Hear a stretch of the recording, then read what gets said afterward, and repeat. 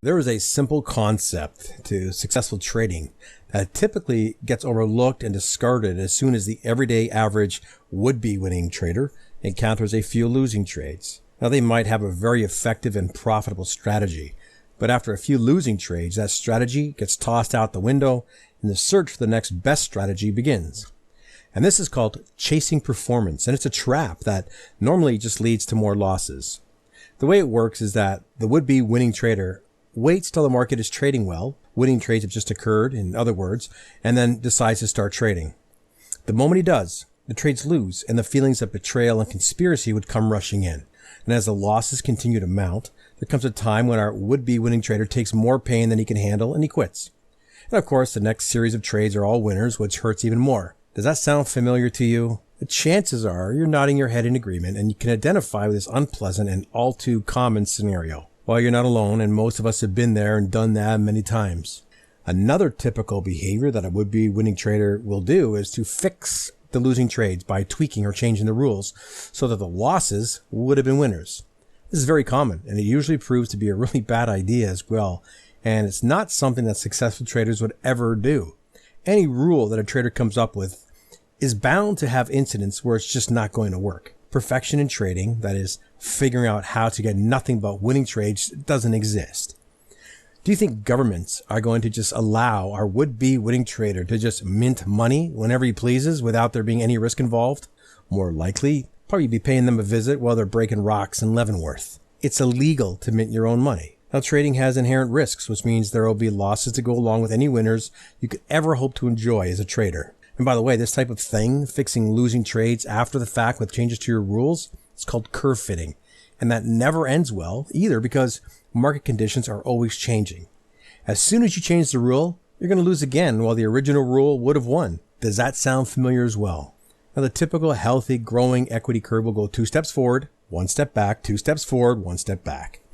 Losses occur as part of a winning trade plan. The performance chaser just waits until he has just seen the 2 steps forward occur and then begins to trade at the exact wrong time. Then, at the end of the 1 step back, right about the moment it's taken on far more pain than they can handle, they quit. They're constantly on the wrong side of the curve. The only result will be continued losses, frustration, and potential financial ruin.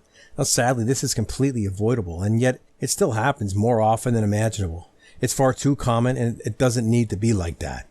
To discover the simple concept that all too often gets cast aside and that would set our would-be winning trader on the road to becoming an actual winning trader can be found by modeling what the casinos do. The casino creates a statistical advantage, and then they just go about doing their business, given the power of the odds, the time it needs to work in their favor. So think about it.